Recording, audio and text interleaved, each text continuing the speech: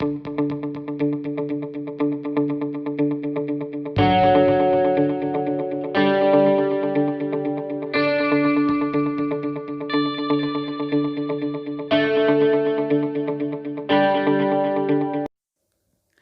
दोस्तों, स्वागत है आपका मेरे यूट्यूब चैनल गौरी भारती में। और इसमें मैं बनाने जा रही हूँ एक पुरानी स्कर्ट से डोरमेट। तो ये मेरी लॉन्ग स्कर्ट है जो काफ़ी दिन से यूज नहीं हो रही थी। तो इसमें जो सारी फ्रिल्स वाली ये स्कर्ट है, तो इसकी सारी फ्रिल्स मैं हटा के और एक गोल शेप में दूसरा कपड़ा काट के उसके ऊपर इसको मैं प्लेट्स डाल के इसको अटैच कर दूंगी। मशीन से ही सिलूँगी मैं इसे। तो यहाँ पर सारी प्लेट्स को अलग कर ली हैं और जितने इसकी फ्रिल थी वो सारी अलग करके, और यहाँ पे जो स्कर्ट में वो पड़ी होती है इलास्टिक या नाड़ा वगैरह, तो इसका ये जो मोटा मोटा कपड़ा होता है तो इसको मैं काट के निकाल दे रही हूँ। उसके बाद इसकी सारी फ्रिल्स को जोड़ के और इसमें प्लेट्स डाल के और फिर उस कपड़े पर जैसा भी, मतलब मैंने गोल में बनाया है, जिसको अगर अच्छा लगे तो आप चौकोर में भी बना सकते हैं, किसी हार्ट शेप में भी बना सकते हैं, किसी भी शेप में आप बना सकते हैं। ये तो अपनी एक्टिविटी पे डिपेंड करता है, तो आप जैसा चाहें वैसा बना सकते हैं। लेकिन ये है कि एक दूसरे को देख के कुछ आइडियाज़ मिल जाते हैं, तो आप भी, और ज़रूरी नहीं है कि आप मतलब स्कर्ट्स के कपड़े से ही मतलब बनाएं, और भी आपके पास कोई ऐसे कपड़े रखे हों जो ना यूज हो रहे हों तो उनका भी आप यूज कर सकते हैं काट के।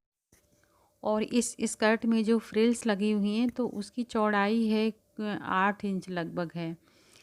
तो कोई 8 है कोई 6 है, तो मैं बराबर में उसको काट करके और सिल लूँगी। उसके बाद इसको फ़ोल्ड करके मैंने लगाई है, क्योंकि फ़ोल्ड करके लगाने से तो थोड़ा सा मोटा टाइप में बनेगा डोरमेट, तो ज़्यादा ठीक रहेगा। और देखिए यहाँ पर सिलाई भी मैंने दोनों तरफ की जो फ्रिल होती है उसको मैंने सिल दिया है। और एक साइड से जैसे फ्रिल को सिलते हैं, अटैच करते हैं, तो एक तरफ खुला रखते हैं, तो जैसे स्कर्ट वगैरह में दिखता है तो उस तरीके से दिख रही थी।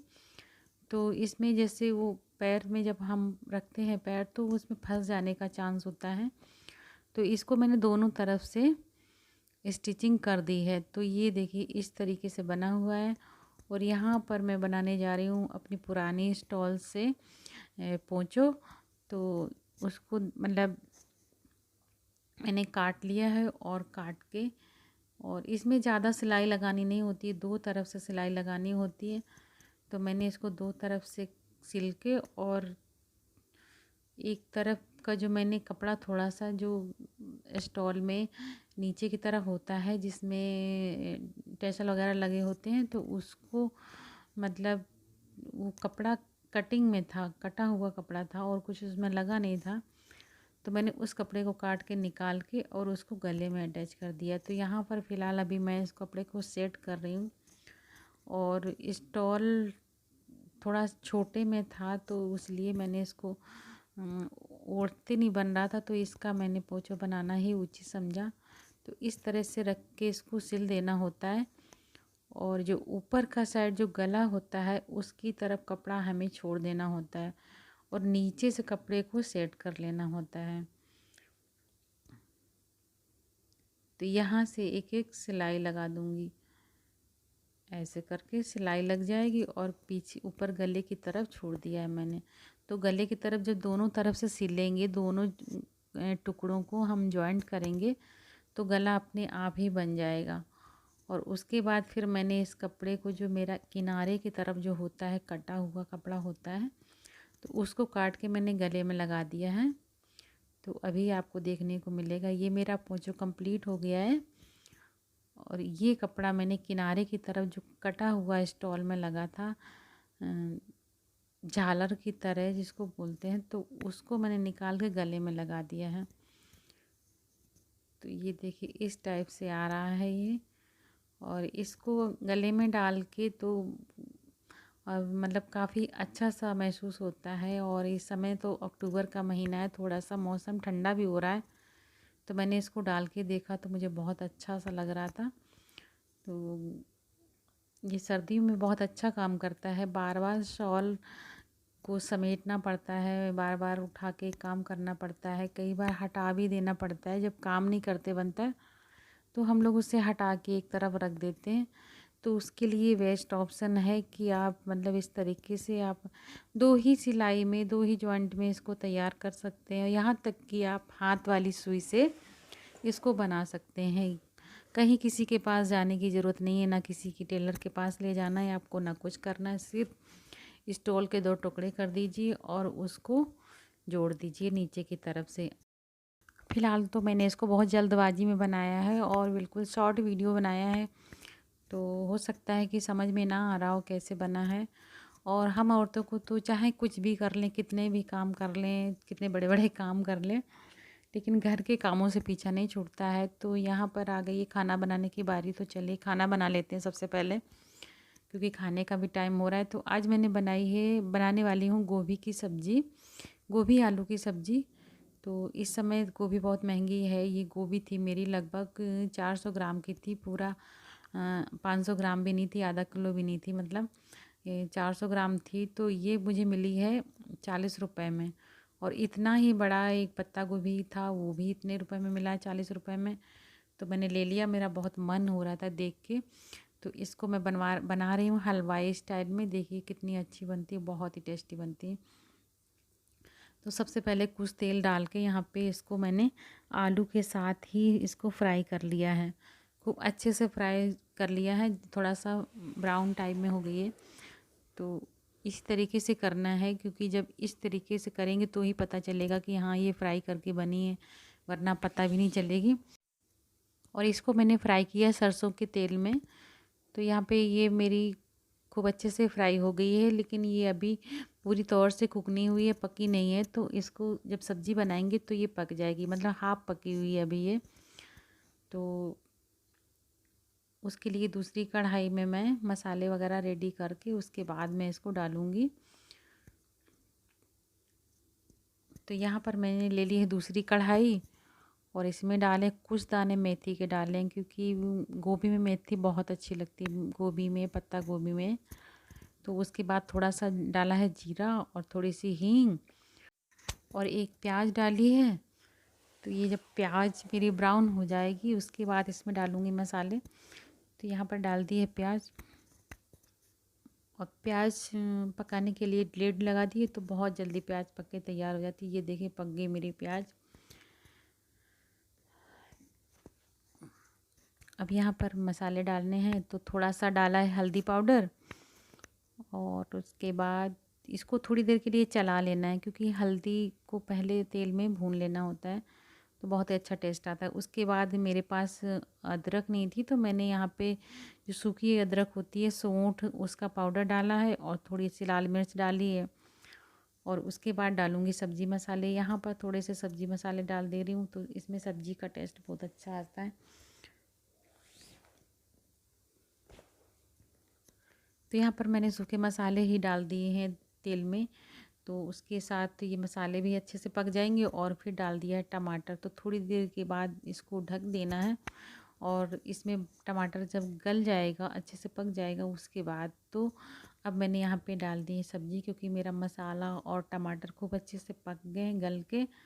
तो बहुत अच्छा पेस्ट तैयार हो गया है। तो अब उसमें ये जो मैंने सब्जियाँ फ्राई की थी वो डाल देती हूँ, और थोड़ी देर के बाद ढक के इसको निकाल लेती हूँ। यानी कि सब्ज़ी मेरी रेडी हो चुकी है।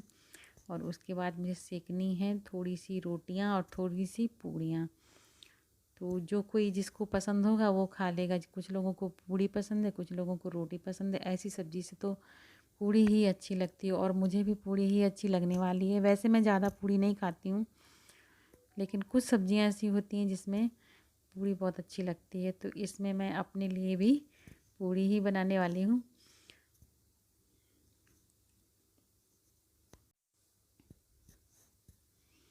तो लीजिए आप लोग भी खाना खा लीजिए। और यहाँ पर मैं थोड़ा लेट हो गई हूँ खाना खाने में, तो पूड़ियों की तो हवा निकल चुकी है, बट कोई दिक्कत नहीं है। खाना बहुत टेस्टी लगा था। और जब भी आपको मन करे इस तरीके की सब्ज़ी खाना, तो ऐसे तरीके से ही बनाइएगा, ऐसे ही स्टाइल में बनाइएगा। ये हलवाई स्टाइल की गोभी बनाई मैंने, तो बहुत अच्छी लगती है, बहुत टेस्टी लगती है। बना के देखिए आप लोग भी, और मुझे कमेंट करके भी बताइएगा। आप लोग कमेंट करने में बहुत कंजूसी करते हो यार, कमेंट करने में कोई पैसा नहीं जाता है। मैंने पहले अपने शुरुआती वीडियोस में बोला था कि कमेंट में कोई पैसा नहीं लगता है, चैनल को सब्सक्राइब करने में भी कोई पैसा नहीं लगता है। तो आप लोग इस काम में बहुत देर लगाते हो यार। कमेंट कर दिया करो जल्दी जल्दी फटाफट, जैसा भी लगे वैसा बोल दिया करो। अगर आप मेरे चैनल पे नए हैं तो मेरा चैनल सब्सक्राइब कर लिए, और अगर कर चुके हैं तो लाइक कर दीजिए वीडियो अच्छा लगा हो तो। और अगर नहीं अच्छा लगा हो तो जैसा भी लगा हो तो कमेंट करके बता दीजिएगा कि क्या अच्छा लगा क्या बुरा लगा, कोई बात नहीं है। और ये वीडियो है, हम लोग जा रहे हैं लखनऊ, थोड़ा सा काम था तो यहाँ हम लोग लखनऊ आ चुके हैं। और यहाँ पर हम लोग बैठे हुए हैं गार्डन में। तो यहाँ पे लॉकडाउन की वजह से कोई बाहर का खाना वाना नहीं है, तो मैं जो खाना बना के लाई थी यहाँ पे, तो बस वही हम लोग खाए पिए यहाँ पे।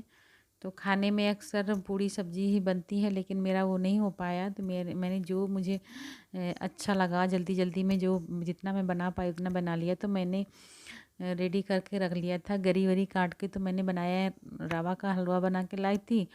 और वो पिज़्ज़ा बेस 2 रखे हुए थे, तो सारा कुछ कल ही रेडी करके रख लिया था। तो आज मैंने फटाफट एक तरफ पिज़्ज़ा बनाया और उसको पैक कर लिया अच्छे से फॉइल में।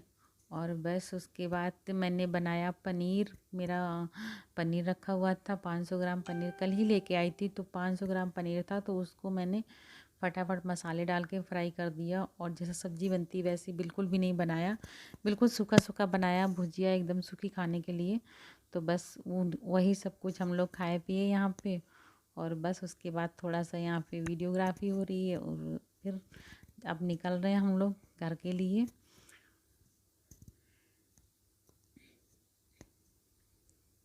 पहले मैं यहाँ वीडियो बनाने वाली नहीं थी, लेकिन मैंने सोचा यार रोज़ रोज़ तो आना होता नहीं है, और जो पल अपने ज़िंदगी से कम हो जाते हैं वो दोबारा लौट के कभी आने वाले नहीं हैं।